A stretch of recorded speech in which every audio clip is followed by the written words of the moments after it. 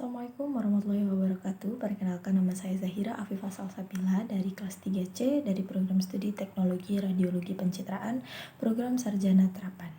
Pada hari ini saya akan melakukan review jurnal terkait dengan efek pemberian media kontras pada pemeriksaan MRI dengan judul jurnal yang akan saya bawakan adalah perbedaan intensitas penyengatan meningeal hasil MRI antara sekuens T2 FLIR post kontras dan T1W1 post kontras gadolinium DTPA dalam mendeteksi penyengatan meningeal pada kasus meningitis tuberkulosis.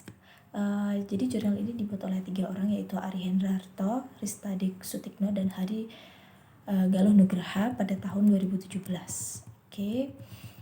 Sebelumnya saya sampaikan sedikit pendahuluan tentang meningitis tuberkulosis. Ini sendiri adalah suatu bentuk dari penyakit TB pada sistem saraf pusat yang paling banyak ditemukan pada manusia, yang selanjutnya ditandai dengan peradangan selaput otak atau meningen akibat infeksi kuman dari Mycobacterium tuberculosis yang berasal dari penyebaran hematogen dari infeksi TB di tempat lainnya. Diagnosis definitif dari meningitis TB ini hanya bisa ditegakkan dengan cara menemukan kuman TB dalam cairan cerebrospinal, baik menggunakan metode pewarnaan langsung kultur atau dengan metode PCR. Kriteria scoring yang mengarah pada kecurigaan meningitis TB ini terkait dengan probable dan possible dapat ditegakkan dengan tanpa menemukan BTA ataupun kuman TB. Keduanya bisa ditemukan dengan gambaran radiologi berupa CT dan MRI. Tetapi pada gambaran CT dan MRI kepala ini lebih tergambar dengan baik apabila dengan menggunakan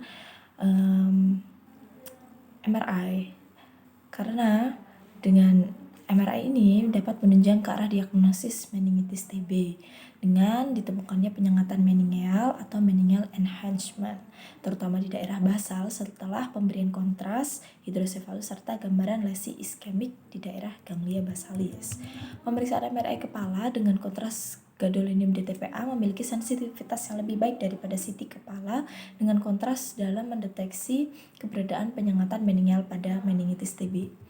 Sekuens MRI kepala yang sering digunakan untuk mendeteksi keberadaan penyengatan meningeal ini adalah T1 weighted imaging dengan pemberian kontras gadolinium DTPA, selanjutnya disebut dengan T1W1 post kontras, dan T2 FLIR post kontras dengan pemberian kontras gadolinium DTPA juga.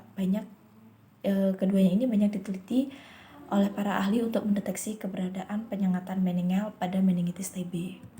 Lalu pemeriksaan MRI kepala pada pasien suspek meningitis dengan sekuen T2 FLIR post kontras dinilai lebih sensitif dan spesifik daripada T1W1 post kontras dalam mendeteksi keberadaan penyengatan meningeal tersebut. Selanjutnya kita masuk pada metode penelitian. Metode penelitian yang digunakan ini adalah penelitian observasional analitik potong lintah yang berlangsung pada periode Januari 2015 sampai Juni 2016, bertempat di RSUP Dr. Hasan Sadikin Bandung, dengan subjek penelitian terdiri dari 21 orang yang terdiagnosis sebagai meningitis TB serta telah memenuhi kriteria inklusi dan tidak termasuk eksklusi yang sudah ditetapkan. Pengambilan sampel dilakukan secara konsekutif sampling. Peralatan yang disebutkan dalam jurnal ini hanya ada 2, yaitu mesin MRI magnetom Essenza 1,5 Tesla dari Siemens dan juga koil khusus untuk kepala. Hasil dari penelitian pada jurnal kali ini adalah menunjukkan pada pemeriksaan MRI kepala dengan kontras gadolinium DTPA terhadap 21 subjek, sekuens T2 FLIR post kontras yang memberikan penyengatan meningeal lebih tinggi daripada sekuens T1W1 post kontras. Dengan kata lain, penyengatan meningeal pada meningitis TB lebih jelas dilihat menggunakan T2 FLIR post kontras daripada sekuens T1W1 post kontras. Ini disebabkan oleh 2 faktor besar. Yang pertama adalah aliran darah itu lambat pada vaskuler, terutama pada vena subarachnoid, umumnya memberikan sinyal hiperintens pada sekuens T1W1 pre dan post kontras. Hal ini akan mengganggu gambaran hiperintensitas dari penyengatan meningeal ketika terjadi reaksi inflamasi di daerah tersebut. Pada sekuens T2 flare pre dan post kontras, hal tersebut tidak akan terjadi karena sekuens ini mampu menekan sinyal yang berasal dari vaskular, sehingga ketika terjadi penyengatan meningeal akibat inflamasi, gambaran intensitas dari penyengatan meningeal ini akan lebih jelas.